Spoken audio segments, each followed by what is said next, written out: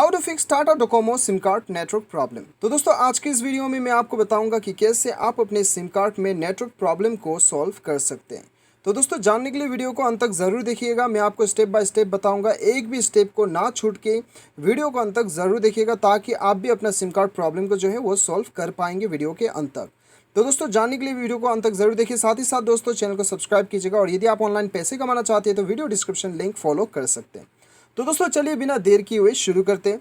सबसे पहले तो दोस्तों आपको अपने मोबाइल के सेटिंग्स पे जाना है और सेटिंग्स पे जाने के बाद में दोस्तों यहाँ पे आपको अपने मोबाइल में शो होगा dual SIM and cellular network या फिर सिम मैनेजमेंट या फिर मोबाइल नेटवर्क या फिर नेटवर्क एंड इंटरनेट आपको शो होगा। ठीक है, बेसिकली आपको सिम कार्ड में जाना है। ठीक है, और उसके बाद में दोस्तों यहाँ पे आपका जिस सिम कार्ड में आपको प्रॉब्लम आ रहा है, नेटवर्क का प्रॉब्लम आ रहा है, वो सिम कार्ड को आपको ठीक करना है।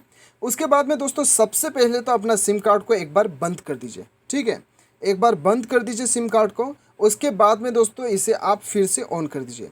कभी कभी क्या होता है कि दोस्तों हमारा टेक्निकल इशू होने की वजह से कभी कभी एनेबल और डिसेबल सिम कार्ड को ऑन कर देने से हमारा प्रॉब्लम सॉल्व हो जाता है। ठीक है, एक बार देखिएगा, यदि नहीं होता है कोई दिक्कत नहीं, आगे मैं आपको और भी आगे सेटिंग्स बताऊंगा। दूसरा सेटिंग्स दोस्तों आपको क्या करना है, एपीएन पे जाना है या फिर आपके मोबाइल में एक्सेस पॉइंट नेम आपको मिलेगा। ठीक है, उस पे जाने के बाद में आपको यहाँ पे क्या करना है, आपको यहाँ पे ऊपर पे जो प्लस साइन दिखाई दे रहा है इसके ऊपर क्लिक करना है।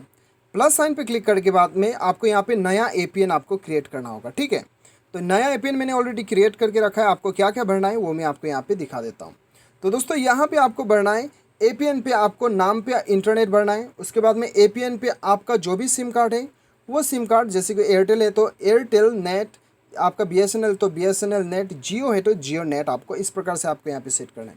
बाकी आपको proxy port, user name, password ये सारा नॉट सेट रखना है, लेकिन एमसीसी आपको 405 रखना है, एमएनसी 865 रखना है। ऑथेंटिकेशन टाइप आपको नॉट सेट रखना है।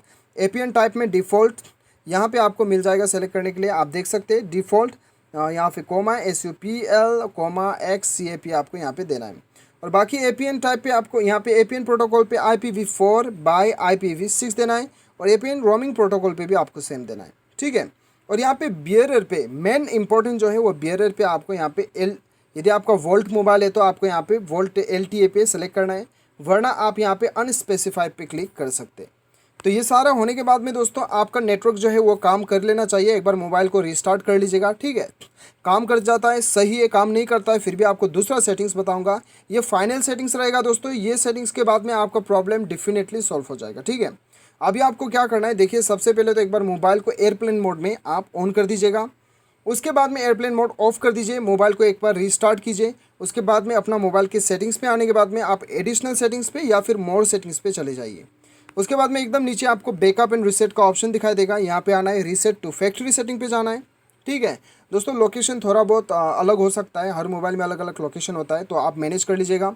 यहाँ पे आपको रीसेट सिस्टम सेटिंग ओनली दिखाई दे रहा है, यहाँ पे क्लिक करके पासवर्ड भर देना है और यहाँ पे अपना मोबाइल का जितना भी सेटिंग्स है, नेटवर्क का सेटिंग्स, सिम कार्ड का सेटिंग्स जितना भी है वो आपका यहाँ पे रीसेट हो जाएगा। ये रीसेट होने के बाद में क्या होगा कि दोस्तों आपका नेटवर्क का जितना भी प्रॉब्लम है वो सॉल्व हो जाएगा। ठीक है, यदि आपको सिर्फ सिस्टम का सेटिंग जो है रीसेट करने का ऑप्शन नहीं दिया गया है तो दोस्तों यहाँ पे क्या करना है, आपको क्लियर ऑल डाटा पे क्लिक करना है। ठीक है, यदि क्लियर ऑल डाटा करने से पहले आपको यहाँ पे बैकअप सेटअप कर लेना है। ठीक है, बैकअप करने से आपका फ़ोटोज़, वीडियोस और भी एप्लीकेशंस वगैरह नहीं उड़ेगा। ठीक है, तो ये आपको कर लेना है। ये करने के बाद में डेफिनेटली भी आपका प्रॉब्लम सॉल्व हो जाएगा।